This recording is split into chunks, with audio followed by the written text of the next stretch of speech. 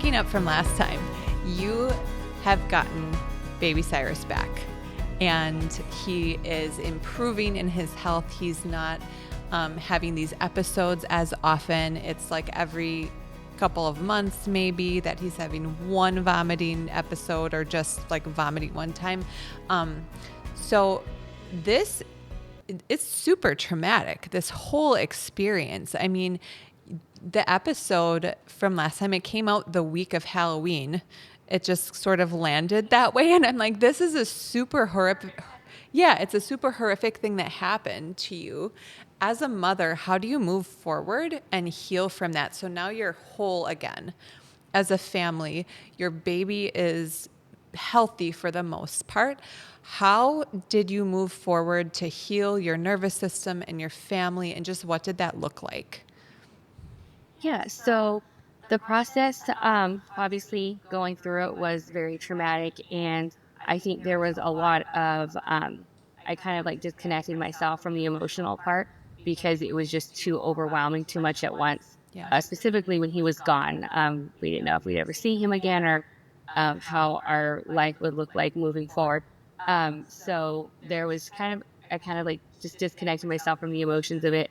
And just tried to like stay in prayer. And I had so much support from family and, of course, the entire community. And we couldn't have done it without that, for sure. I mean, that's the only way we got through it. But all of those emotions that were just, suppressed. I think a healing's not really supposed to go through things like that. And it's not normal feelings to have. So it was a lot. But after we got him back, of course, it was just I was so overwhelmed with gratitude. We had so much gratitude for what had happened that it really kind of overshadowed, I guess you'd say, the trauma. But after his case was dismissed completely, within the next week after that, we had moved. I mentioned that before, but we had moved down to Florida. We left everything we know in Idaho, our business that we had built up, our home, and just everything we left behind. Uh, Came down here, stayed with my parents for a few months. We like literally lost everything. So it was just rock bottom, starting from scratch. And while Cyrus was going through his healing process and we were taking him to different doctors, I was just, with my parents. My husband went straight to work just to try to build back up. And we would have to feed him through a syringe a lot because when he would have his episodes, when they were still bad and we got here, he wouldn't want to eat. So we would just have to use like a medicine syringe to feed him this formula. So that was difficult. I remember the first few months that we were here, it felt like I just spent my whole life on the bathroom floor because the only thing that comforted him was hot baths. So, I mean, he would have like maybe 6 times a day. So just all day, just trying to give him that help and support. And so it was kind of, I mean, I don't know if I would fully say it was a dark place, because again, there was a lot of gratitude. We're still going through, you know, reliving everything. But it was just, there was a lot going on and he was still so sick. And I had so much as a mom, even though I knew in my head, I felt that this happened for a reason. I didn't want to blame myself for anything, but there's just those feelings on the inside of like, why can't I figure out what's wrong with him? Like I feeling as a mother, like I wasn't good enough if I couldn't help find the solution for him, because I just see him suffering so much. And then he had gotten, I can't remember if I mentioned this on the last episode, but he had gotten C. diff, a colon infection in the hospital. So it made him so much worse. So just all those things kind of working through that, it kind of felt like a dark place, but there was a lot of faith to help get us through it. And as he got better and better, it obviously, if I could see a light at the end of the tunnel. And I stayed up most nights, I mean, sometimes till 6 in the morning, doing so much research on, whatever I could find to help him out. And, as he was getting better, there was like a whole light coming back to our life. And then being able to think back and remember the details of what happened without the immediate emotions of like it having just happened. It took me some time, like at least that first year, to really process what had just happened. Same thing for my husband because we kind of disassociated a bit. But yeah, I mean, just through so much prayer and family and seeing our son healing, and also really seeing what happened as a result of it. So seeing the other families that helped, and of course we were helping as many families we could that were reaching out to us. And the documentary was made. There's just multiple things happening where we could see how this was used for good, and that really, really helped in in the process of like healing and overcoming that. But it was still very, as far as the trauma of it goes, I just had almost like this locked up anxiety now that happened. I really had a hard time even leaving the house with Cyrus because I was so anxious about what could happen, or what if he, because he could get episodes whenever, like what if he throws up in public and somebody sees, or like it was just kind of a cloud that was over me. Yeah. And I remember the first time my husband had gone back to work. We had moved into our own house by then, and it was the first time that I would be taking him to a doctor's appointment by myself in Florida. And I remember I was like in the driveway, loading him into the truck, and I was just like sitting there, like I couldn't pull out. I was like, I just can't do it. Like it was so difficult. And then I'm like trying to have this conversation with myself, like, don't be that way, don't be dramatic. Just it's not that big of a deal. But then it's just those feelings. So that was that whole journey the first year. But I we had again just so much prayer and support, and they say time heals all wounds, and it really did. It just, as time passed, things got a little bit better. My faith grew so much. I mean, in that first year I had so much faith, even though it was still the emotions of it were hard. It was just like, wow, like every little detail God thought about and just set things up for our family. So yeah, it was a beautiful thing to see. And again, like I said, so many times just gratitude can overshadow all of that. Yeah. Wow. I cannot imagine. I mean, these are normal responses to have right after your baby is taken from you. I think anybody would feel the same way. And that is so, so, so much to overcome. So during that time, I mean, besides time, and then you really did have a unique experience with the documentary being filmed. I mean, that's a super unique way for your experience to be integrated, and I imagine to process through all of that. What was the reception like for the documentary? Yeah, so I mean, the reception was fantastic. When it was released, I think, but I got so many views within the first week, and there was just such great response from it. So many people saying really the same thing that we said when we first got into this whole ordeal and realized what happened. So many people said, "I did not know this was happening. I did not know this was happening in our country," and it was the same thing. We didn't know. When Cyrus was taken, I had, in the last year or so, or since the COVID lockdowns, I had heard some stories and some things about, like, social services and what could happen, and that it was corrupt. I knew about it in that way, but the depth, I had absolutely no idea, no idea. And so many people were saying the same thing, and that they didn't know any of that until they watched the documentary. So I could really see where the Lord was using this to kind of just it. Now the knowledge and information is out there, and families are understanding of this. Of so many people, even just going to events afterwards, people pulling us aside, saying they watched the documentary, they had no idea that this kind of evil was happening. And so, as egregious as it is, and as much as we don't want to talk about it because it's so horrible, um, it has to be known, right? I think all parents across America need to understand what's happening and the seriousness of it. Yeah. Yeah. I'm just so impressed by your resolve I mean, it's such a hard thing to get through. And I'm probably just repeating myself about like the faith, of course, that you have had to develop. I mean, not had to, because you can go one of two ways in this, right? You can either become super cynical. There's just a lot of different ways that it can end up. But for you and your family, the building of your faith through all of that is really impressive to me. And of course, it's not, I'm a believer too, so it's not under your own sort of power, but I'm very, very impressed by the whole story. And I would really love to move into, at this point, like at what point did you say, okay, I feel whole and safe enough to decide to get pregnant again? Yeah. So this part of the story, so I guess I'll kind of go back to saying, when we got married and when I was first pregnant with Cyrus, we of course discussed like what we wanted our family to look like, and we definitely wanted them to be somewhat close together, our kids. My husband has 10 siblings, and they're all a couple years apart.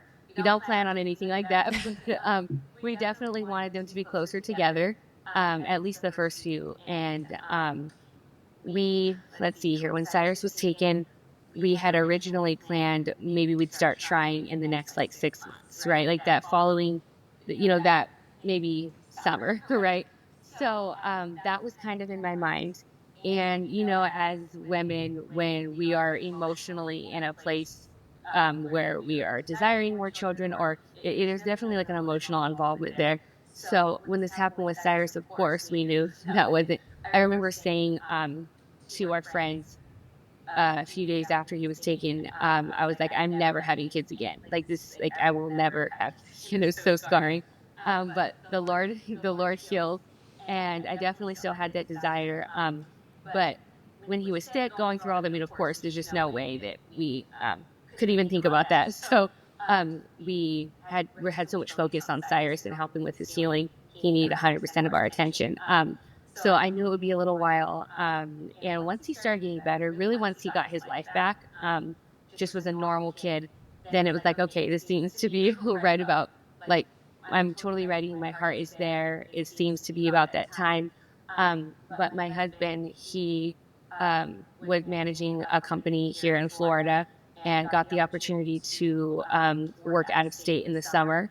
And it was a really hard decision to make because we couldn't go with him because of all of Cyrus's doctors, practitioners, everybody that was down here helping him. It would have been too much to find everybody new up there in another state. So we stayed back in Florida, just me and Cyrus, and he would just visit every couple weeks.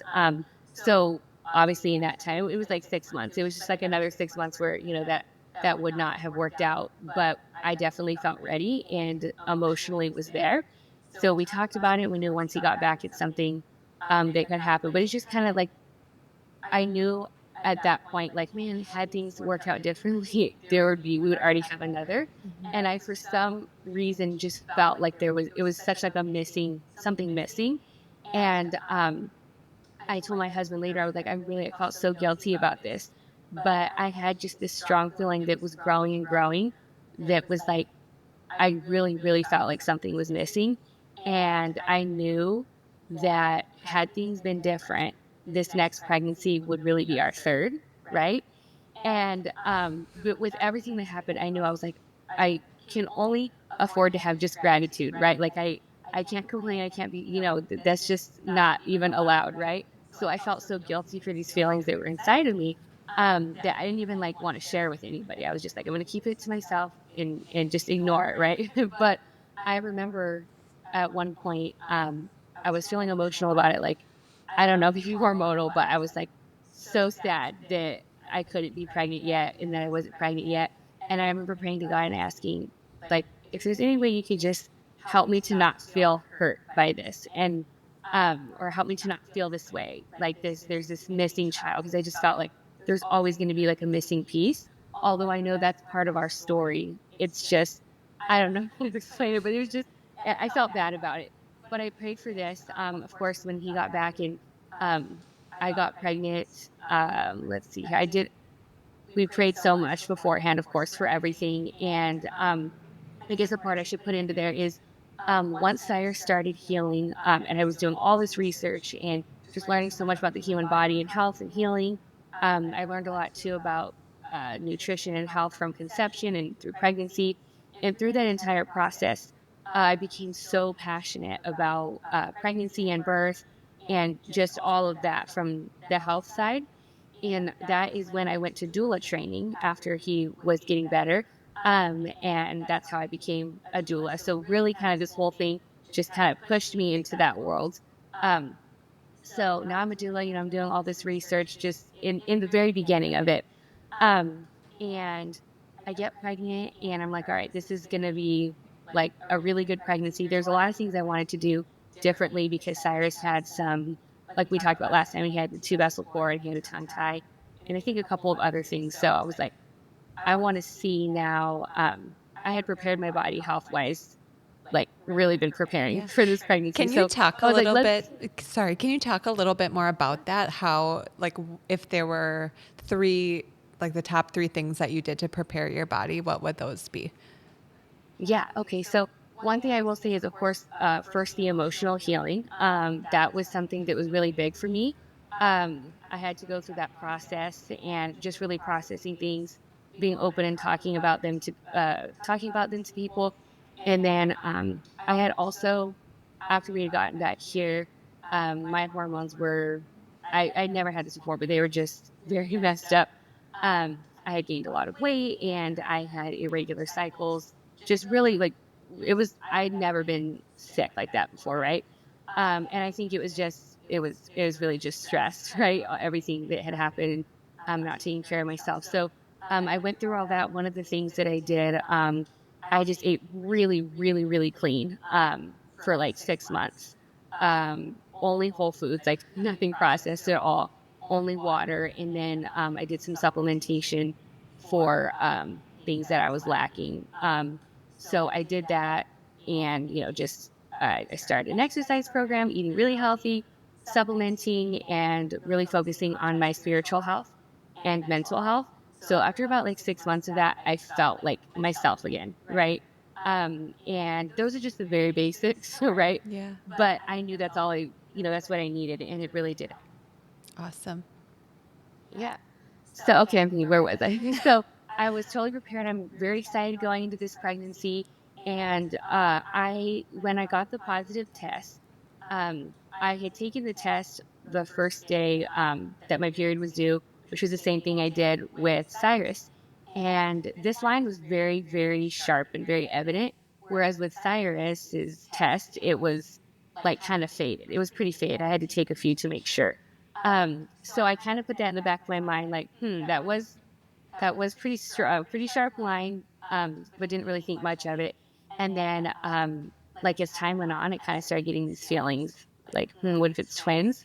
And I would feel, you can feel like around 12 weeks or when the fundus starts to kind of like half moon over your Yes. your pelvis. So I'm kind of like I'm all like digging in there, feeling for it, and I could feel it at like 9 weeks. And I was like, okay, there's no way that that I'm any further along, but that's a little bit bigger of a uterus than I would expect.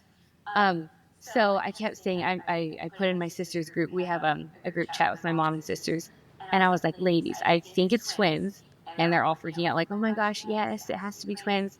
And I'm telling them, here's the reasons why I think that it's twins, and I'm like listing the things out. So, and then I told my husband, he's like, nah, there's no way. So anyways, I just, there were several things I had a feeling. And I told my personal trainer too, I was like, I'm pretty sure it's twins. I have a feeling it's twins. So I was kind of already like putting that out there. And then when let's see here, I had one ultrasound, which I only planned on doing the anatomy scan. But when I went into my midwife's office, she has a little portable ultrasound machine. And so in Florida, it's illegal for midwives to do home births with twins. So that was my only concern. I remember telling my husband, I want twins so bad, but my only concern is like we might have to go to another Yeah. state to give birth or So, something, right? so you're planning a home birth at this point with a midwife if it's Yes. a singleton. Yes. Yes. Okay. Yes, and I'm planning on using the same midwife that my older sister used. She had just given birth. Let's see, when I got pregnant, she had just given birth a couple months before, honestly. So, and I was her doula. She had just the most beautiful birth. So, um, I was going to her midwife and talking to her about this, about how, I thought it could be twins, but they didn't run in our family. And then I told her, how my only concern was, I wouldn't be able to use her as a midwife or have a home birth. So she tells me, well, you can have a home birth if you have a certified nurse midwife. Those are the laws. And so she gave me a couple of names that did it locally, and they were within the surrounding area. So I was like, oh, this is so good to know. Like that changes everything. So my husband was out of town. He had traveled back to the state he was working in to take care of some things. And I didn't want to do the ultrasound while he wasn't there, just in case. But she was like, "Are you sure we could just check?" And so I was like, "Yeah, okay, let's check. I'm too impatient." And how many weeks So are you she, at this point? Sorry, I'm interrupting let's because I see. need all the No, details. no, you're good. I think it was 12 Okay. weeks at this point. Um, so she checks with the doctor, and first thing on the screen you could see just the two black the two black like sacks. And I remember looking at her and I was like, and she just keeps looking and like keeping a straight face, and then she's kind of like, and I was like, "Okay, is it twins?" And she's like, "Is it twins?" So then we're looking, I'm just like, "There's no way." And it's so funny because all along I'm trying to convince everybody that I'm having twins. Yes. But as soon as she says it's twins, I'm like, "No, I don't believe you. There's no way it's twins." Total denial. So, oh my gosh, that was just the coolest thing ever because it's always kind of been a dream of mine, but to see it actually happening, I'm like, this is the coolest thing. So, oh my goodness, I was just so excited. And we FaceTime my husband, he didn't answer, and I texted him, "It's an emergency." So as soon as he saw the message, he had FaceTime back while I was there, and I think she filmed it. I think she has a video on her phone of that. But it was so cool. He same thing. He's like, "No, there's no way, there's no way." So yeah, I was just, oh my gosh, over the moon. And I I went over, I drove over to my parents' house as fast as I could, and I tell my mom, she like freaks out. It just breaks down. And then my dad was also, everybody just so excited, right? Yes. So it was like, it was just the coolest thing. And I remember thinking, okay, like I need to go all in with this. I'm gonna like, I have no problem putting in, like I say, putting in the homework. I could do whatever I need to do to make sure that this pregnancy goes really well. And I don't know much about twins or twin pregnancy at this point. Um, so I'm starting to learn all the things. And I connected with the midwives that the first midwife gave me the names to.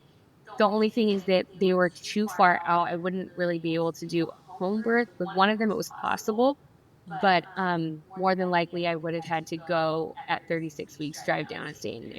Airbnb, which it was doable, but I would prefer not to. So one of them that I spoke with, I, interviewed both of them, and she said there were a couple things she said that I wasn't totally comfortable with. Like, she wanted me to take baby aspirins, and there were just several things she was saying that she would have me do, and I could tell she was coming from more of a fear-based perspective. If she had only had 11 twin births under her belt, which I mean is still pretty good, right? But um, I remember thinking, okay, I would go with her, but I just felt like maybe there was something a little bit better. But again, I thought this is my only option. And with talking to my husband, we both agreed that like if that was our only shot at getting or like an out of hospital birth, then of course we would do it. So for me thinking it's the only option, I just kept praying and praying. But then I had a dream one night that in this dream I remember saying something happened. I remember saying to myself, like, I have to get a different midwife. Like, I have to figure out another way. I have to figure something out. And in this dream, I, um, I was trying to find contact information for Christine Laria because I had seen the triplet home birth, right? Yeah. And, so I thought, oh my gosh, she's the most awesome midwife ever. And I remember thinking, if I ever had like twins or multiples, I would totally want to hire her. But of course, I assume like she lives, across the country, that wouldn't work. But I was like, maybe I should just reach out. I need to find a way to contact her. And this is happening literally in my weird dream, right? Wow. So I wake up. Literally, it's the weirdest thing. It's so cool. But I wake up and immediately I went to try to find a way to contact her, and was like, there's no way she's gonna like respond or maybe even see my messages. And I didn't even really know why I was contacting her because I knew I wouldn't be able to hire her. But I sent a message anyways, just told her that, like she had inspired me with her work, and I told her I was pregnant with twins and was hoping to do a home birth. And she responded so quickly, sent me all these different messages that, I asked her questions. She was responding to everything and really giving me so much information, like giving me all these tips, like education, everything. And I mean, even the other midwives that I interviewed, they were great, but it was just more of a like, oh yeah, we'll talk to you about all that, like if you hire us on kind of thing. And but she was just like, even though she knew she wouldn't have been able to work with me because my when my due date was, she was going to be traveling and teaching. But she gave me pretty much like all the information she could, and I felt so encouraged after that. Like, just I had so much more knowledge on kind of what was going on. And she told me, I told her how I felt about my midwife options. And she was like, you should never feel, or you should only hire a midwife that you feel absolutely comfortable with. And she said, there's always other options. You can look into traveling midwifery. And I had never heard of that. Right. So I'm like, oh my gosh, traveling midwives, that would be amazing. So she sent me the names of multiple different midwives. And I reached out to one that stuck out to me in particular, immediately got in contact with her. And like on the first phone call was like, absolutely, like, we're going to go with her. So I talked to my husband about it. He was all about this, right? So we went ahead and hired her, and the process of working with her was absolutely amazing. I still did prenatal care with the local midwife. Um, but this midwife, I mean, she's absolutely amazing. I didn't ask if I could say her name, so I don't know if I should, but she has over 5,000 births, I think 150 plus twin births, and then 500 plus VBACs. So super, super experienced. She's been doing it for like 50 years. And she taught me so much. I mean, we would have 3 4 hour phone calls, and I would just, I mean, it was like her doing 95% of the talking. And I'm just listening, I'm writing down notes, I'm just learning everything I could. I really unlearned a lot of things and learned a lot of things throughout the process. But something I learned is, I mean, we know in pregnancy, a lot of times there's just things you can't control. But what I learned is that there's a lot more you can somewhat control that I didn't know about, right? So there's so many things, and I can share some of the things she had me do if you want. But just for this twin pregnancy, because it is a lot on the body. I mean, especially I am barely over 5 feet, and so I'm like, this is just going to be a lot All on my body. belly. Yes, yes. So I she had me doing high dose magnesium, high dose vitamin D, vitamin D3 and K2. And then I followed the kind of, I don't know if you would say the diet, but the eating style from the Lily Nichols Real Food for Pregnancy. So kind of just followed that.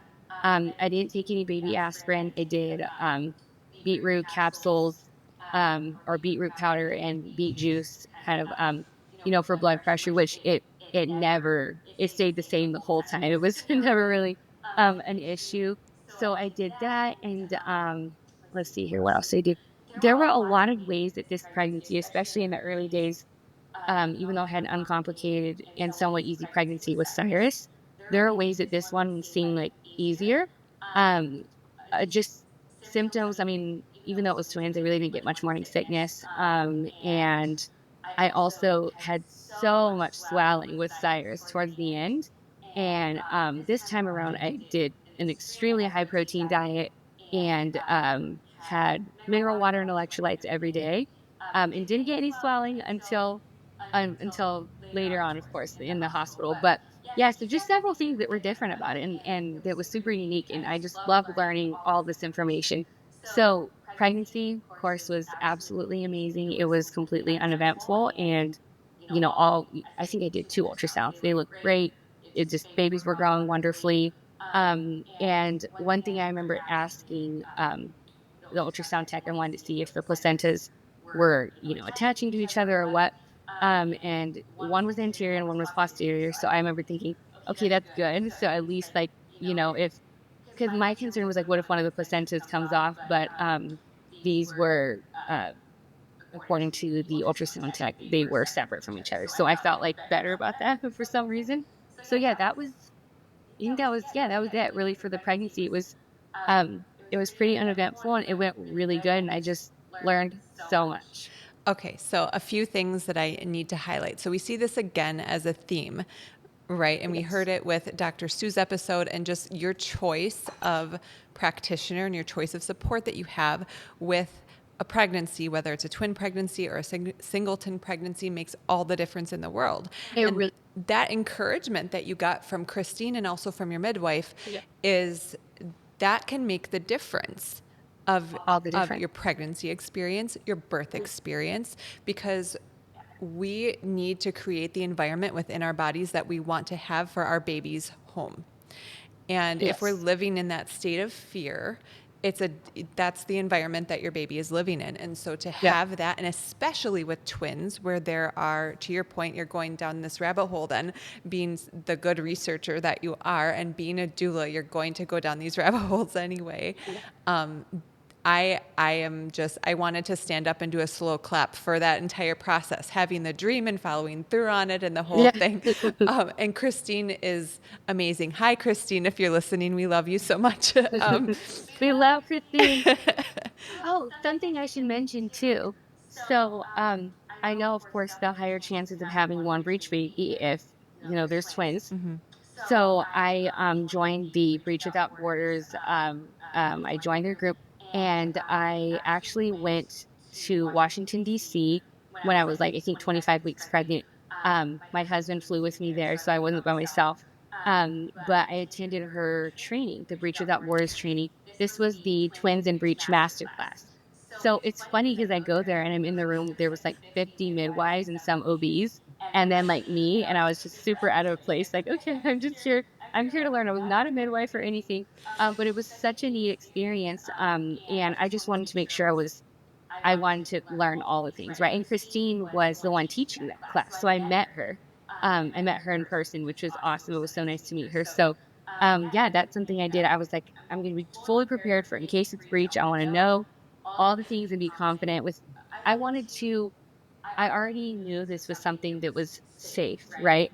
But I wanted to know why. And I wanted to know what was happening with my body if I did deliver a breech baby. I wanted to know what was happening during the process, right? So that's kind of how it worked. But yeah, that was something really cool. That's amazing. And we sound like I'm sitting here listening to you speak about this and I'm like, are we the same person? It kind of seems like we are, and this is not about me, but I'm just going to take an aside for a second and say that I Sure. wanted to go to the Twins and Breach conference in 2023, the one that Dr. Nathan Riley puts on. And it didn't work with my clients and their guest dates and all of that. But I had it in my mind. I'm like, I'm going to be there at some point. So this year I went in August, and had I known in 2023 that if I would have gone at that point, I would have been pregnant with twins and I wouldn't have You known would it. have been. Oh, And so that is so instead, the timing worked out that I had my babies in my arms at that conference the following year. So that was really cool. And we just sound like the same type of person. And this is really important that we get to be our own advocates. We get to yeah. be making decisions for our own bodies, regardless of what other people are saying is safe and is not safe. And we heard it with Dr. Stu that like high risk is actually not defined by ACOG. It's based on what the practitioner is comfortable or uncomfortable with. And so we get to decide that for ourselves. What are we comfortable with based on everything that we're researching? And how can we move forward with support for what we are deciding is safest for our body and creates that environment of being safe and at home for our babies and our body. Okay, great. So that's my own little aside, and now I'm going to be quiet and let you continue with the story. So you had ultrasounds. Did you say you had 2 more ultrasounds or 1 more ultrasound? Yeah, so I had 2 more. I did the anatomy scan and then like a sneak peek, I think at 26 weeks, because this year my husband, he'd gone back to work out of state like he did the previous summer. But this time he was like, now that Cyrus is okay, I don't want to be separated from you guys for that long. So we actually went up there and stayed with him for like a little over 2 months, I think. So that was definitely unique. I got a prenatal chiropractor up there. I maintained like really good diet and just still followed with all the things. But I came home at 32 weeks, I think. And wait, so I would have gotten the ultrasound, I think, at 32 weeks. It was a sneak peek. And we couldn't see baby A because she was too squished down there, but we could see baby B. And yeah, they were looking great. They were growing really well and pretty close in weight Okay. together. And So what positions were they in at 32 weeks? they were cephalic, so they were both head down, Awesome. but they weren't through the entire pregnancy. So that was like, okay, cool. expecting maybe breech, but head down, look, that's great. And are And they, what type of twins are they? And was that diagnosed at the first ultrasound, or at what point did you find out what type of twins they were? yeah, so I found out they were die twins, and I actually was talking to Christine because I sent her a little screenshot of what was on my midwife's little ultrasound. And when I went in there, or she told me, like, ask the ultrasound tech to let you, like, guess what it is. And so she was showing me how to tell the difference Yeah. between, the zygosity. So I did when we went in there, and I asked the ultrasound tech, like, I was like, okay, I want to see if I could guess. And I was like, oh, it totally looks dye, right? And so that was a really cool experience that Christine convinced me to do. So that was cool. But yeah, Awesome. dye. And And both girls. and you found out at that point both girls, or when did you find out it was two girls? Yeah, so I actually found out we did the sneak peek gender reveal blood test because I didn't know if I wanted ultrasounds at pregnancy at all yet. I was still deciding, and I didn't want to just be like collecting them. So and of course I was impatient too. So we did the test at, I think, 7 weeks, and the result came back as a girl. So when I found out it was twins, of course I knew it. Just I'm Yes. sure it was two girls. How Yeah. cool. So you, at this point, so you had been praying for God to like heal this piece and like somehow make up for this missing piece, this like lost time that you spent with Cyrus and trying to heal him and heal yourself from this whole ordeal. What were you feel like? How do you feel after you find out that you're having twin babies? Like, what does your conversation with God look like at that point? Yes. Holy cow. So, oh my goodness, I mean, it was right when I left the midwife's office. I like was honestly speechless, and I'm driving and I'm just like, okay, um, talking to God, like, this is insane. And I immediately know, immediately I just felt that was the answer to that prayer. Yes. And I was just thanking God so much. Thank you so much. Like, that's so, I remember thinking, like, that is so kind of him.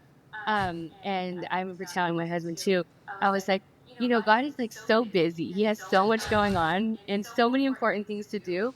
And the fact that he would look at the desires of my heart, I didn't pray specifically for twins. I didn't know what I was asking for, just like something, right, to heal this piece inside of me. And I didn't want to feel that way, and I felt guilty for feeling that way.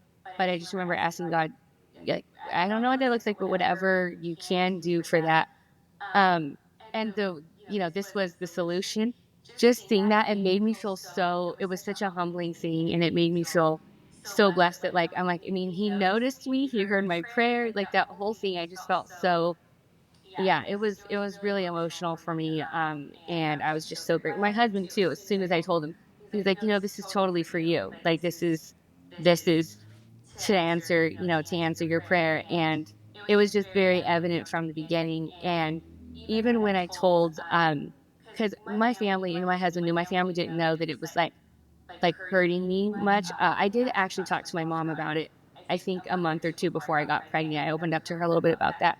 But they did all know in general that we would have had more kids by then. And when I told my parents, when I told my family, they all were like, "This is God. This is totally God. This I know. This is that.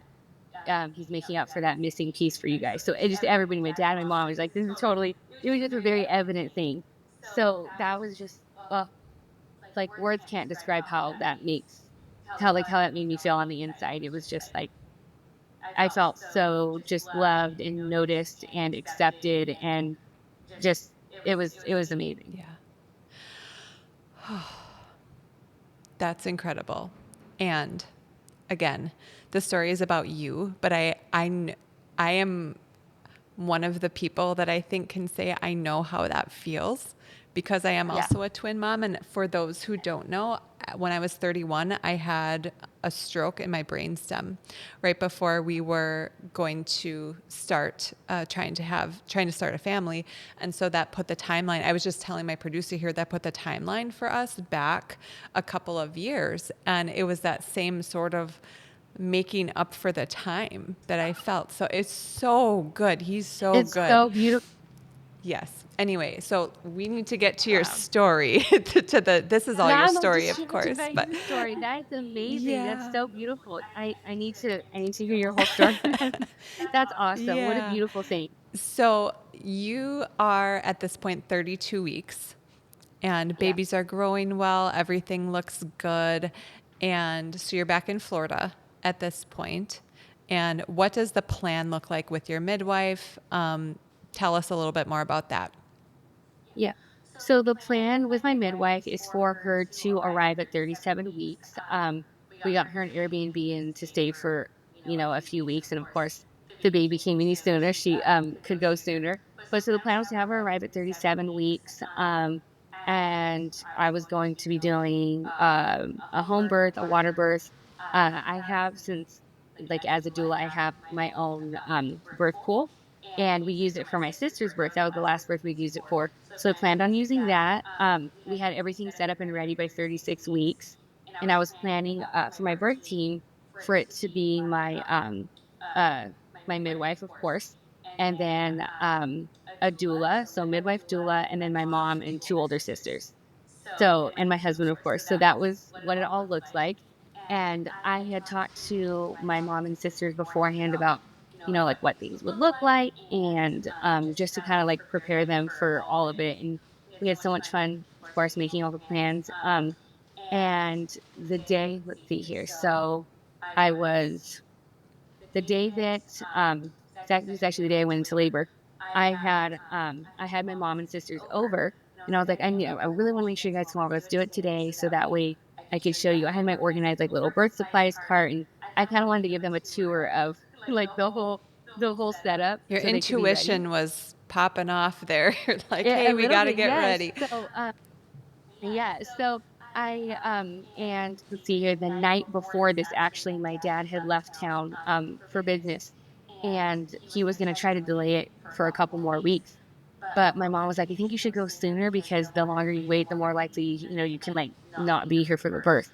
So he was like, I'm just going to make a run for it and hope it works. So he had just left the night before, but he had come over to our house to pray over me, to pray over Levi and the birth.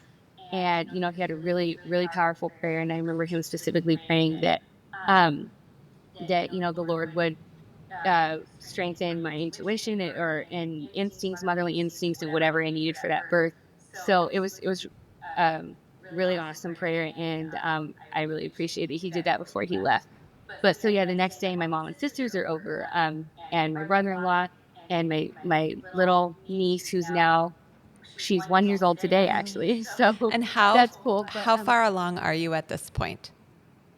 so I was 37 weeks to the day. Okay. And yeah, so totally gearing up for this. And my midwife is scheduled to fly in the next morning. So they're there at my house like after dinner time and we're going over everything. So then at this point, I had already been having, I had I lost a bit of mucus plug and had what I thought was a little bit of bloody show that was like slowly increasing for a couple of days. So of course I told my midwife and she was a little, I think I could tell she was a little bit nervous. She was like, keep those babies in. And I was like, I'm trying. But I knew like, all right, it's going to be pretty soon here. So pretty much that night when I was at home with my mom and sisters, the whole conversation was just kind of about like can I make it? Kind of until then. And my husband's like, you just gotta wait like 24 hours, wait for the midwife to get here. So that night, they left. Everybody went home. I think it like maybe it was like 10 or 11. And so I kind of tied because at that point, every night before going to sleep, I'm making sure it's like birth ready when I go to sleep, right? Yes. So I was just kind of like in that nesting mode. We had everything done besides the car seats in our SUV because my husband was detailing the car. So I remembered that night right after they left, I was talking to my husband about some of the plans, and he was telling me, "Oh yeah, I'll install the car seats tomorrow." And I had almost like this anxious feeling. He was like, "Are you okay?" And I was like, "I don't know. I just feel like, are we ready?" And when we get the car seats in, I was just kind of thinking, like nesting thinking, I guess. I don't know. And then we were talking about like how surreal it was, and I started crying, which I'm not a huge crier at all. Like I don't just like randomly crying. He's like, "Oh no, like what? Like he was probably thinking like, why is she crying? And I was just like sitting on the couch, and I think it was like 10 minutes later, I felt my water break, and I was like, oh my gosh. And so I saw he was holding Cyrus, my son, and he had just fallen asleep in his arms. So he was like standing up to go take him to his room. And I was like, my water broke. So he was like, are you serious? And we both kind of just stared at each other like blank, because we know what all of this means. Like, okay, the midwife's not here. We're just kind of like taking a moment. So um he put Cyrus in his room. I kind of sat there for a minute. Then I went and texted my midwife. And she responded and said, okay, like go sit down and just like take a minute to gather your emotions. So I was like, okay, just kind of thinking about it. And we had, I guess, to kind of go back for part of our birth plan, of course, the plan was the home birth. And I felt pretty confident in that. But we, of course, you know, talked about backup plans, like if something were to happen, like, hospital transfer, what hospital we go to, because we have a lot of hospitals around here. So we like wrote everything down. We had a plan, and we have the paramedics like right behind the entrance to our neighborhood. So we're like, we kind of had our plan in place, right? So the midwife called and told us, okay, so basically you have a couple of options. Number one, of course, you can just go into the hospital if you want. And then number two, this is something she, I guess, had done once for her last client because they refused to go into the hospital. And so she said that she got on video chat with them and they gave birth like that, because they were just like, we're not going to the hospital, period. So she was like, well, I mean, I could at least help in that sense. And so I think she had a feeling that we would like refuse the hospital. Although that's not something I would prefer not to go in the hospital, but I'm not like at that level. So, how far away is she at this point? She is across the country. She has not gotten on the plane yet. So Got it. she definitely my first birth, what did I say? It was, I think, 6 hours. So definitely no chance of making it. And so we just kind of we talked about it, we looked at each other, and we were like, we'll talk about it and call you back. So my husband and I talked about it, prayed about it. I'm like, okay, let's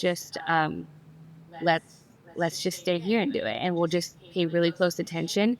And if anything happens, we'll like leave immediately if anything feels off, like even intuitively. So that was the plan we went with. I immediately called, of course, my mom and my sisters, and I live in the same neighborhood as my parents. This is actually kind of a God thing too. The year before this house situation opened up, it was just perfect. It was like a divine thing. But after we moved in, and then I found out I was pregnant with twins, I'm like, no, we needed to be in the same neighborhood as my parents. So, um, yeah, I called them. They were over immediately. My older sister, she was actually at my mom's house at the time. So she went back to her house, dropped off her baby with her husband, and then came over. My doula came over. Everybody was there really fast because they all are close. So I was super excited. I remember immediately. I don't know. I just felt like it was something I needed to do. I did one of those inversions, like the ones that you do with the like spinning babies. Yep. Um, so I did one of those inversions. I think my sister took a video of it, and I felt, obviously contractions, but they weren't painful or anything. I was still like walking around, tidying some things up, eating a drink, and my husband started filling up the birth pool. So he started filling up the birth pool. Him and my sisters were setting everything up, and then we were getting the midwife on video chat and just kind of like talking to her about all the things.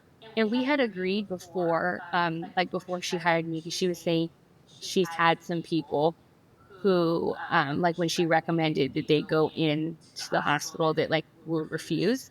And I mean, there's like one situation they had twins, and she was really pushing them to go in. This mom had HELP syndrome. Oh, yeah.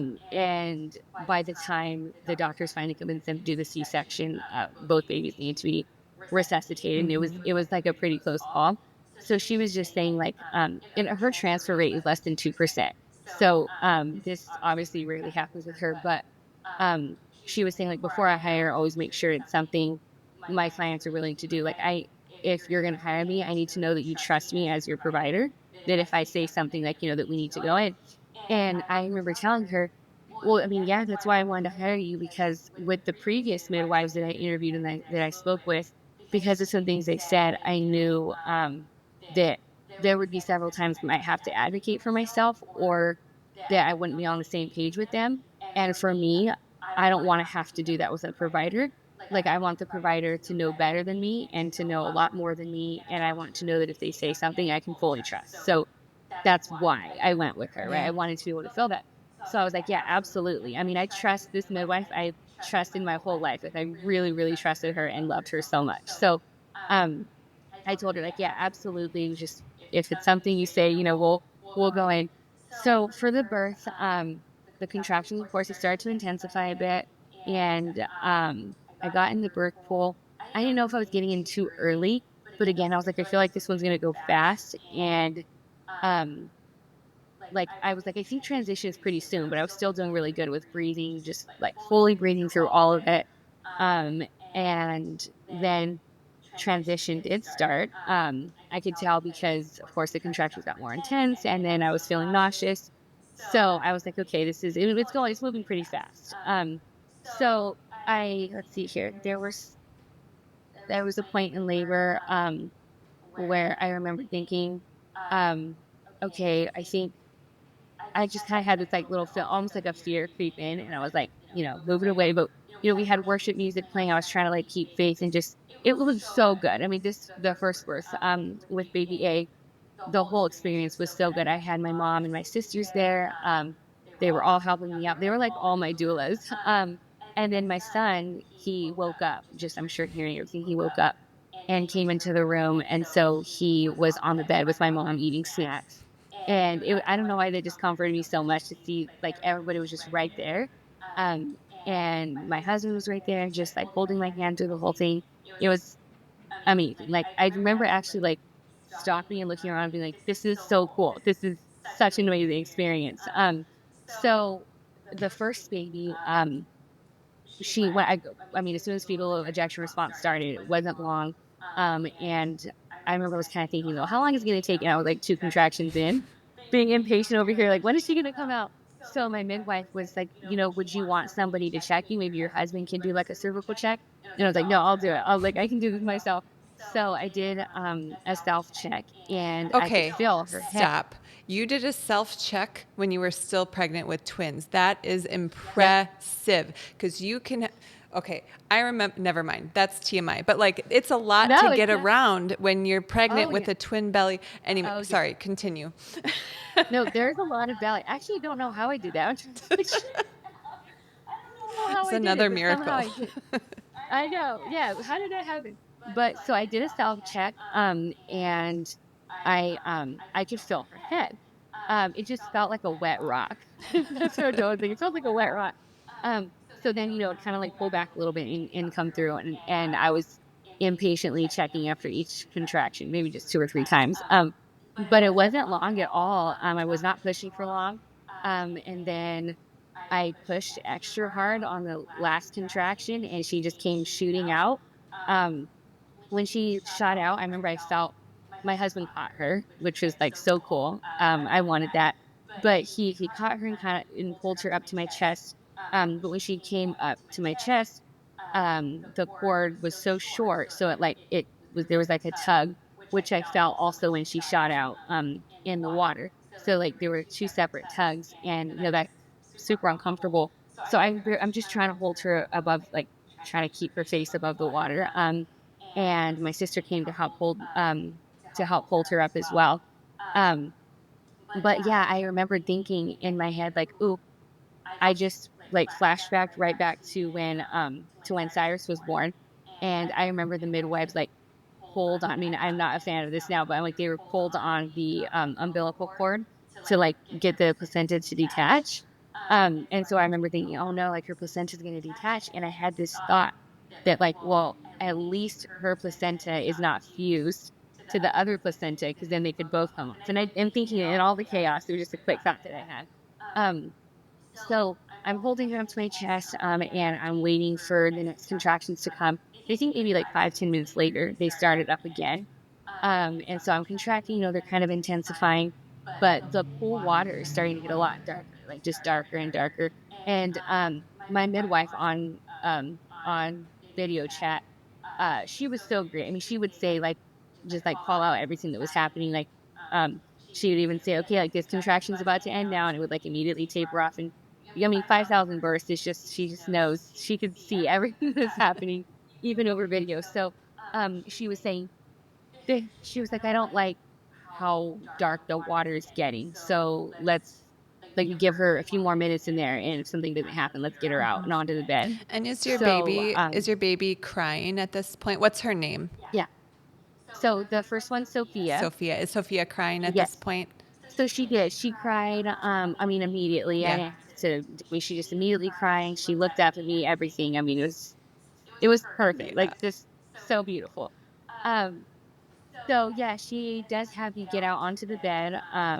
And my husband started being concerned pretty early, like when he saw the water filling with blood.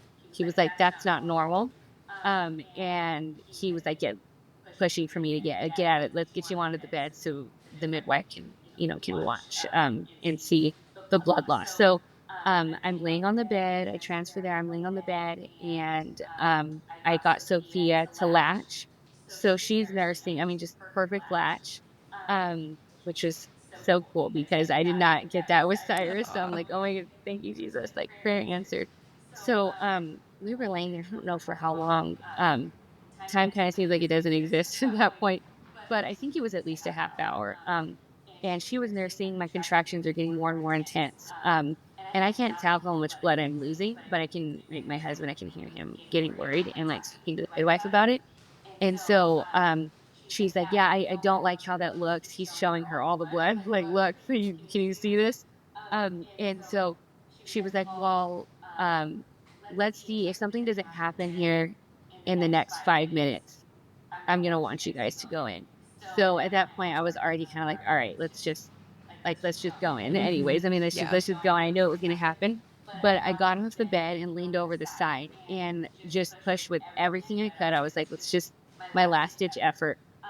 So I pushed as hard as I possibly could, and I guess I lost some like blood clots, a lot of blood on the chest fat underneath me.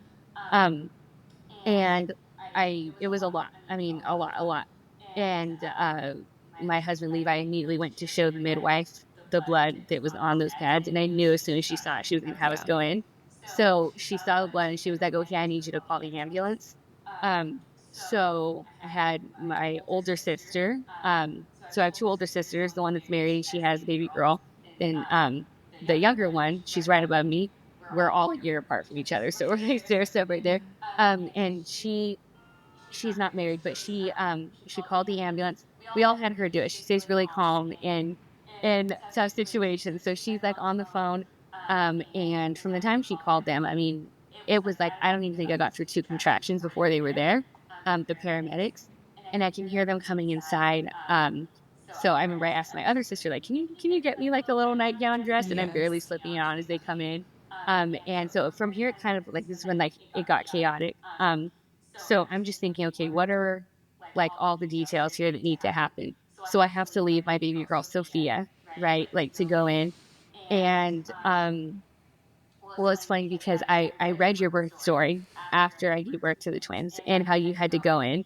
And when the part where you had to say bye and go into the hospital, when I'm reading this like 4 days postpartum and I'm bawling my eyes out because I remember I had to leave Sophia. So I relate to that feeling. And I knew she'd be with my mom and sister, so she'd be safe. But it's just like I'm like she needs to be attached to me right now, right? Yeah. So that was really difficult. But okay, this whole part there's like multiple different plot lines going, so I'll try to keep them all So straight. that's okay. So can I ask a one detail? So did you cut the Yeah, cord or did EMS workers cut the cord? yeah. So my husband cut it. The midwife had us get just like some string and tie it, and then I had the scissors to cut it. Got it. And I also had the clamp in my birth kit. So yes, Okay. we cut the cord. And it was delayed, of course. Like I mean, it was a while, maybe a half hour. Sure. Um, yeah, so that happened there. The paramedics, I remember they just all like stormed into our house. And I mean, it's probably like 3, 4 in the morning now. So it's dark outside, but just like there's a fire truck and it's just like lights everywhere on the street, and coming through our house. So, um, they were trying to help me onto the gurney, and I was like, "No, I got this." And I remember I just like jumped on, and they were like, "Wow." So some funny details, but they took me out, and at this point, the contractions like really took a turn for the worse. And I think it was a combination of like, of course, all the panic, the bits of fear, and I was no longer like in full control of my breathing.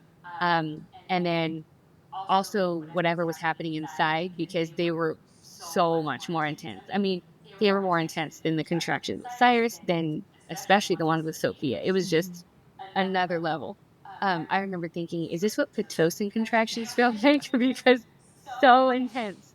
Um, so I get into the ambulance, and the paramedics were they're all kind of panicking, honestly, too, and I'm assuming this is the first of that kind of call they've gotten. And they're reading through this book, trying like telling each other, and kind of like going back and forth, like, no, we should do this, no, we should Oh, do that. that's not um reassuring at all. Right? And they were so, I could tell they were so nervous. And they were telling me, "Okay, flip over to your left side," because their book told them to. But I just flipped over, and I was like, "Okay, no." I didn't tell them I was a doula or anything, but I can hear them all sharing their experiences with each other from like their wife's births or whatever. And they asked what hospital we should go to, and I had chosen a hospital. We have some really big hospitals here, and I've been in some of them, being a doula. And I know that the big hospitals, they have CPS offices on site. So they have social workers that work there.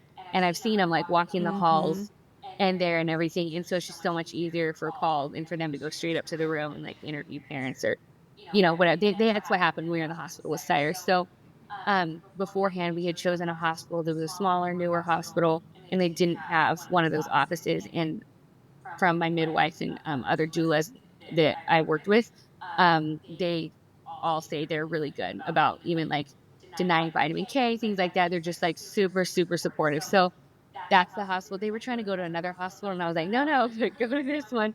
So, and they started driving us there, and I remember, like at this point, this is when everything got super blurry, and Mhm. I was like really fading out.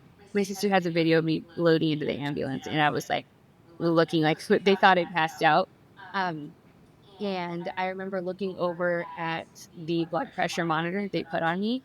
And I don't know, I think it was like, what was it, like 70 over 40. It was something really low. And I remember thinking, I was like, am I going out? Because so it just felt so like I had no energy, no strength. I was just so, so weak at this point.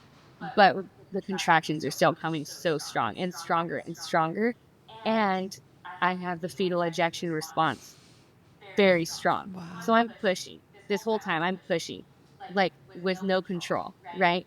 So I'm just pushing, pushing, pushing, and this is the firefighters keep pulling up my dress to try to check for crowning, right? And they keep telling them like, "There's no crowning." I'm like swatting their hands away. Trust me, you will know. I will tell you if there's crowning.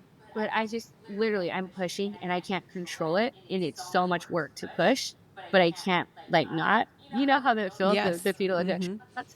So I'm trying to not push, but it's not working. And I remember at one point I was just kind of like gave into it, and I held one of the firefighters' hands and just pushed so hard. And they were like convinced there was a baby coming out. But I was like, I'm telling them like nothing's happening. I'm crying. And, like there's no descending, like literally nothing's happening. Um and funny part of this, all the firefighters that went there, they all jumped into the back of the ambulance, and they had Levi go sit in the front because there was no room in the back. They all got in, and I think they all wanted to see a birth. I don't know. I guess that's cool when you're a firefighter. So, but they were all back there, and it was just getting so intense, and then the bumpiest ride. So it's making it so much worse.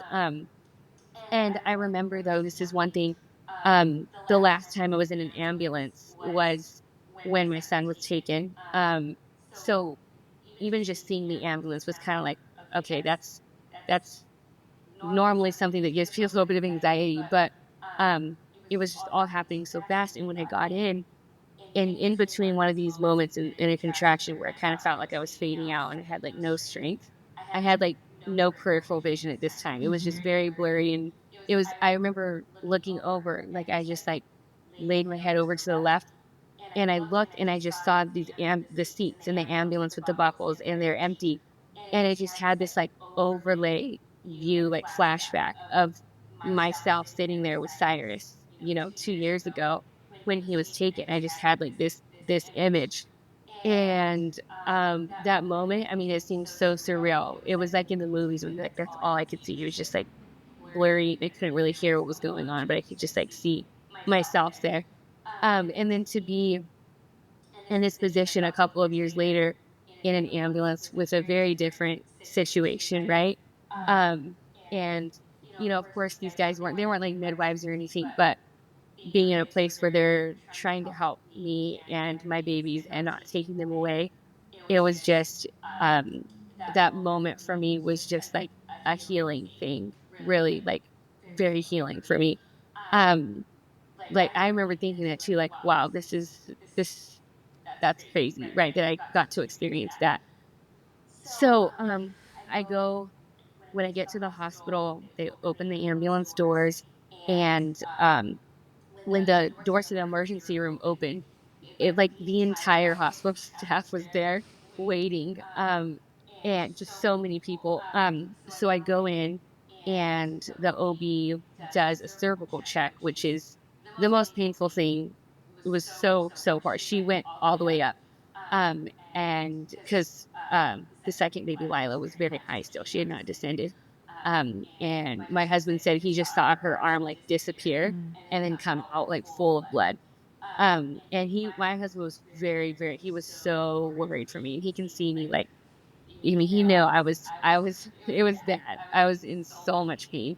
Um, and they, put the heart rate monitor on and checked, and the OB came back in and said, it looks like your baby's in distress. So she was giving me some options. One of them was to continue laboring, um, or to go on for a C-section, but they seemed pretty, they weren't rushing me really into anything, but she was like, "You didn't wanna make a decision fast," but it wasn't like an emergency, and, I remember thinking it was more of an emergency than that, right? Um, but I asked her, "Okay, like, what would" I went through a couple of options, like, "Can you do, like, a manual extraction?" Like, I mean, I'm just going through all the things I wanted to make sure I, like, at least asked, if there's anything else that could happen, exhaust all the efforts, right? And so they left the room. My husband and I talked about it, and I was just like, I really think like that she needs to come out now because I just like feel something is wrong. Mm. So the OB came back in and she said, "Okay, so are you guys like not going to do the C-section?" Or was asking what we wanted to do, and I was like, "No, no, like we want to go do the C-section like ASAP." And so then she was explaining that it would be like another 40 minutes for them to get the epidural. And then they had to wait so long to make sure it works and then they can go in for the C-section. Um, and I remember saying, like, I didn't know what all the options are. I know like nothing about C-sections. So I did not know what the options were, but I just remember saying, like, she doesn't have that much time. Like, there's just no way that's going to work. That's like, I remember I specifically said something's very wrong with the baby. Like, she does not have that much time. And so I remember she kind of like took off outside of the room. And the next thing you know, the room was just like swarmed, like completely swarmed with like everybody was in there. And they were going to put me under general anesthesia. So I remember one of them saying they had to take my husband out. And I'm like crying, like, please don't take my husband out. Like, leave him in here. And then I was like, what are you guys going to do with my baby? And one of the nurses was saying, I'll immediately give the baby to your husband. And I was like, please, like, promise me you'll give him. I'm just like so worried about Yes, yes. there being no parents present in the room, right? So, and before my husband left, he like held my hand. He was like, "Don't worry, I'm gonna take care of it. I'm gonna make sure she's okay. They're not gonna do anything." And he knew what my worries were, so I knew it would all be okay. And at this point, my contractions are so intense, and I'm again still pushing, right? And so they put me on a metal table and like tied down my legs and my hands, which I didn't know is something they do. And then they put like an oxygen mask on me. So I'm like completely tied down. And then they put this like while I'm like screaming, and they put this mask on, and so it's like muffled, Mm. and I can barely breathe. The whole thing is just like so. I don't know if you've ever watched the Princess Bride movie. The scene where the boy is like being tortured. Yeah. I haven't watched this in over a decade, Oh. but that's what it looks like in my head. That was this torture scene. So I'm just like, this is so intense. And I'm asking him like how long till I can like get the anesthesia. And even though they were, generally respectful, you know how it is in hospitals, there's just kind of a coldness, right? So everybody just kind of like, wow, this is like you gotta suck it up. Like this is what's happening, right? There wasn't much sympathy, but they were all just like rushing. And then they went to insert a catheter, and I see this lady coming at me with a catheter, and I was like, "No, no, no! Like, can you wait till after the anesthesia?" And she was like, no, like almost looking at me like that was a stupid question. And then just that was Oh horrible, my and goodness. I felt like she, like when she put it in, it felt like she like had to create a space for it to go Mm. in. You know what I mean? Like I was like, that was a miss. And I found out later that that is what happened, which horrible. I don't mean to be TMI, but that was a terrible experience. So, then yeah, they put the mask on, and right before that, I think it was right after the mask went on, it was right before I like went out. There was one guy that came up to me, and he grabbed my hand. I just saw his head coming over, and he was like, everything's gonna be okay. We're gonna take care of you. I'm gonna make sure you're okay. And I don't know. I remember that was just like so sweet to me. Like in that moment, it was everything else was so cold and so emotional, and I was in so much pain, and you feel like really nobody cares. But I don't know. You never forget a moment like that when somebody just like has sympathy for you. And one of those times that was so sweet to me. Um, and so I go under, and when I wake up, I didn't realize that I had been out. I didn't realize that I had been out, and I could just like it was blurry, and I see all these people, and the OB was talking to me, but I couldn't really hear what she was saying. But I heard something about her saying that she pulled the placenta out, and oh no, I thought I was still contracting. I thought I was still having contractions because I woke up in so much pain. And I didn't really have time to think all this through, but I know that, from my friends who've had C-sections, they've said that, there could be 2 or 3 days of like still some numbness. So it's not like immediately painful. So I wasn't expecting to immediately be in pain. But when I woke up, I mean, I had no numbness, no pain medications. I was just asleep. And then I woke up and I'm feeling all the feelings of having been completely opened like 10 minutes ago. Um, so it was so painful. And I thought it was contractions, right? Um, so I remember telling her like how long before the anesthesia, like before it works. And she was like, "Oh, the baby's already something about, oh, I pulled the baby up." And I was like, "Wait, did you say you already pulled the baby up?" And she was like, "Yeah, yeah, I pulled the baby out and the placenta out." And I was like, "Oh, why didn't you tell me?" She was like, "I did, sweet." And I was just like so out of it. But it was crazy. Like there was just like no time in between that, right? So I mean, immediately I'm asking them like how did she do? And they said that they had to resuscitate her.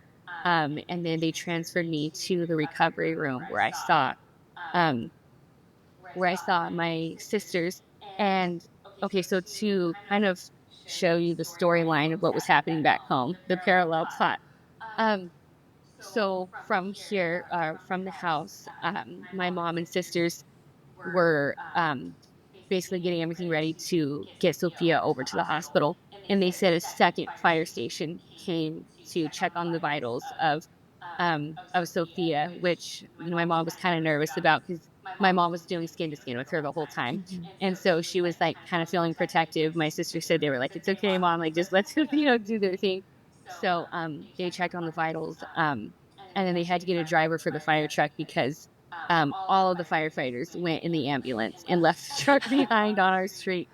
So, yeah, they checked the vitals on her, and then they're trying to get Sophia loaded in the car seat. So, the way they explained the story is kind of crazy. They said it was kind of just like chaotic. They're all running around and they're trying to find bottles, they're trying to find all the stuff, and getting it all ready. So, um, my mom stayed home with Cyrus, and then my two sisters and my doula drove to the hospital. My husband, I'm so grateful for all this. I wouldn't even have thought of all this at the moment, but he called my sisters and was saying, I need like breast milk. Can you ask Mariah, my older sister, who's lactating, can you ask her if she can bring some milk? Because I know they're going to try to get formula after the baby's born. And I was like, yes, I'm so proud of you for this. So my sister has a manual pump, and the way my sisters explain this, I wish they could explain this part for you, but um, so my older sister was driving, and then my other sister was in the front seat, pumping, trying to get milk out, drinking coconut water, and then the doula was in the back seat with Sophia. And it's kind of just crazy to think about because she literally had to be loaded in the car seat, just born, still had vernix on her. And she's already in her first car ride. But yeah, so they got to the hospital, and with like I think 5 or 10 minutes to spare, because my husband said that they were really pushing, okay, she's her blood sugar is low, like she really needs formula. Like we're gonna give her formula. And he was like, please wait like 5 more minutes. And so they made it in just in time, got her the breast milk. They were all in the recovery room waiting for me. And like just seeing all them was so like it was such a relief to see them. And my husband, when I went in, he was doing skin to skin with both girls. And I'm just like, oh my word, this is amazing because she was out and she was alive. And what we later found out what happened is when they pulled her out, when they pulled Lila out, um, she had flatlined already and they had to resuscitate her, which according to their words, they say she resuscitated beautifully, but the timing was so close. Mm. And so I'm just like, oh my gosh, thank you, Jesus. And I remember what my dad prayed for a couple nights before, that my intuition instincts would be on par, through the entire labor and delivery. And it really was. And it was such an answer. It was totally an answer to prayer. And I mean, the whole thing is such a miracle. And after what happened in the hospital after that, she had low blood sugar, but it went up like within a few hours. It was just all perfect after that. I mean, there was no NICU time. It was just like every step of the way, the Lord was walking with us. He was walking beside us. And I knew so strongly, this is such a miracle. And there was also something healing about the hospital experience because when I was on my way in there, when I was in the ambulance, I remember thinking like, having this feeling like, okay, we're going to the Lion's Den because, with the hospital thing, of course, I have this anxiety around it. But I still had faith. Like I knew it was like the Lord just gave me this confidence. Like you went through that. You're going through something else right now, but I'm not going to take you through that. Like it's going to be okay. Um, so I had that confidence in that, but the whole experience, like I would have never guessed that I would have been advocating for more intervention at any point because and thank God that is the advocating I was doing because of course that's easy to advocate for in the hospital. If you're asking for more intervention, it's not that hard. But it was that part was also so healing for me that I was in there and I'm just so grateful that the doctors actually listened to what I had to say, where I was just like throwing it out to like last ditch effort. I didn't know if they would hear me or listen to me, but I felt like I was going to pass out at that point, and I was just like, you know, like I don't think she has time. I can't. Like it's just there's no time, and so they knew what to do, and I'm so so so grateful for that because, um, yeah, I mean that whole part that was very healing for me being in the hospital, having people actually care for me and having them actually listen to my cares as a parent and so my parental rights were not infringed upon. I felt like I had my autonomy the entire time. Of course, it was a hospital experience. It's how that goes. But that whole thing was so so healing for me. And as it was happening, I was like making note of that I could see this is a healing, the very much of a healing thing for me. Um, and yeah, then I remember pretty immediately when I came out and I was in the recovery room. I was just thanking God for the whole thing, but I remember specifically thanking God for the birth that I had with Sophia because it was the most beautiful experience I've ever had. Just the most beautiful experience. And I think it's such a blessing that the Lord would give that to me, that He would gift that wonderful experience to me um, even before going through what I went through with Lila. And it, immediately after it happened, I tried to make sense of what happened.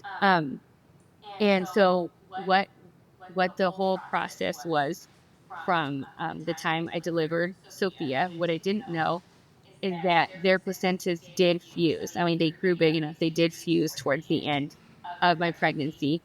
So when that cord was pulled on, of course, Sophia's placenta started to detach, and then as time passed, it started to, because of course the placenta diffused, Lila's placenta started to abrupt and detach from the wall of the uterus as well, which is why her heart rate was going down, and then she, I'm assuming, as they were doing the C or before they were doing the C-section, it had detached completely. So she had no place, no source of oxygen or, anything like that. So that was kind of wild to hear about, to just kind of put all the pieces together afterwards and see what happened. And of course, immediately what I was thinking, like when I was in the recovery room, I was so grateful that everybody was okay. But I immediately, of course, went to like, what did I do wrong? Like, did I do something wrong? Could it have been prevented? Like, I don't know why I think this way. Even though I knew in my head, like, not to think that, but just on the inside, like in my heart, I'm like, did I do something wrong? Um, but once I learned and I talked to my midwife, she helped me make more sense of it. But that whole first week postpartum, and there was so much pain because I didn't take the like big hospital medications. I just did ibuprofen like Gosh. a few times. Mhm. So I was so painful. Um I couldn't even like sit up because of like that bend. I couldn't get up to walk to go to the bathroom. I couldn't like properly hold the babies. I couldn't like sit up to change their diapers. My husband and sisters were doing all of it. And it was such a, like, just the support that I had from the family and from my husband. Like, I mean, he was like the next day, he was helping me like change everything out and Yeah. shower me and dress me. And I was just like, it was just so sweet to see because he was just so selfless and like so loving and so caring and just like this is of course like this is the least I could do. And my sister's there through the night, my doula there, she was with us for like 24 hours. Mhm. Just everybody so loving and so caring, just such beautiful people that I have in my life that were willing to help like that. And something I a lot of times struggle to ask for help when it's needed.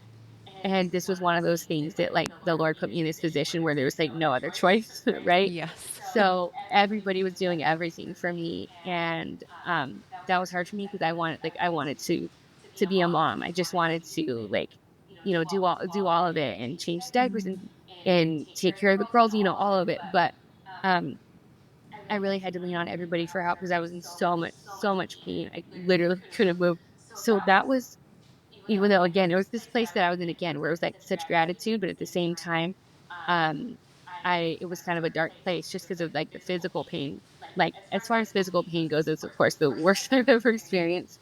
Um, but yeah, going through that the whole thing, it was just such a miracle. It was such a healing process to be in a hospital where my autonomy was respected, my rights weren't violated, and really seeing also the medical, being there in the hospital and them actually doing something life saving was, it was the whole thing. It was very healing.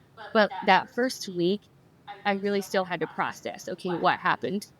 Am I sure that that's what happened to my body? Was there any way around it? If the midwife was here, could it have been different? Like just kind of going through all of that in my head.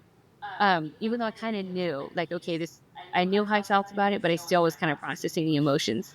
And that's when I sent a message to Christine and I told her what had happened. I told her how I felt about it. I was just very, very open and honest and vulnerable with her. And she was so kind and so encouraging. And kind of also helped me make more sense of it, like just explaining it from a midwife's perspective. So that was, after that first week, I really started to kind of see things come together. And even with I've been working on, since beginning my pregnancy, I've been working on a pregnancy guide, like a downloadable pregnancy guide for like, preconception, first trimester, second trimester, just like all the options of things you could do. Really so many things I learned from my midwife since she's taken me under her wing and just all the things I've learned, compiling them into one spot because I've had to send so much information to so many friends, Yes. and I figured that I should just like really put it all together in one place. Yeah. Um, and then I realized, well, I should like write like a C-section recovery part. Because again, I learned so much and connected with some other moms who, um, actually the matron of honor at my wedding had 5 C-sections. Wow.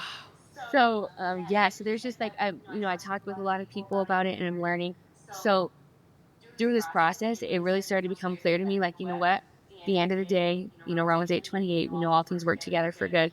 And I could really see it coming together, how this is going to work out. And I think how crazy I've had a birth center birth, an unplanned, technically unassisted home water birth, a C-section, and God willing, a VBAC at some point. So, yeah, the whole experience, looking back on it, it's such a beautiful thing because I feel like it also took me to this next faith step, right, in my walk with God. And I was talking to a friend the other day, that was asking me about, some of the things that happened with Cyrus and even some stuff with the C-section, and asking how I feel about it all, like having been through all of that. And I was like, on the other side of it, looking back, I know I could have never made had this much growth in my faith um without having been through those things and being pushed and so much, having all this pressure, where I had to decide to just fully go in and trust God. And I know I wouldn't have had that growth. And at the end of the day, since, everything was a happy ending, it ended okay. I really can only consider it a gift. Yeah. It's, with everything happened with my son, the C-section, everything, I'm like, all of it's a gift because if there was no tragedy at the end of it, and so now my husband and I come out with more faith, a better marriage, and a stronger, tighter knit family. And how is that not? It's just a gift. That's the only way I could see it. It's literally a gift from God. So I don't know. I'm hoping I got all the details and like Marissa, that's it's all kind of incredible cloudy, that but you have done a fabulous job. I mean, it's your story is absolutely incredible, and what a gift you are. It's not just your story that's a gift, but you are a gift. And thank you so much for being willing to be out there and share something that is so many things that are so vulnerable, because this is going to help. I'm confident that this is going to help so many people. I really don't have any other commentary because your story is just so powerful. If people want to get in touch with you or want to be looking out for anything that you do create in the future, knowing that it would be very reasonable for that to be slowly and not to expect it soon because you're caring for twin babies, what's the best place for them to reach you at? okay. Yeah, so right now, I actually, of course, I'm not really putting stuff out right now, but I Right. do want to, hopefully by the new year for sure. I started an Instagram page. There's no post on there yet, but if anybody wants to message me, I'm very open to, even at this point, if anybody has questions, whether it's CPS related or if it's pregnancy related or anything, if there's something I can be of help, I will always respond. I always get back and I don't mind. You can reach out whenever. So the Instagram handle is by his design birth. Again, like I said, there's no post, but you could still send me a message in Yeah. there and I'll respond. And I think by the new year we should have some stuff out, and I'm just gonna whatever resources I can put out. And if anybody needs any help, and if I can help, I don't know. I feel like I know so little. I'm in the early stages of learning, but I will always be willing to share what I know. Awesome. You've been a help to so many people already. I know it.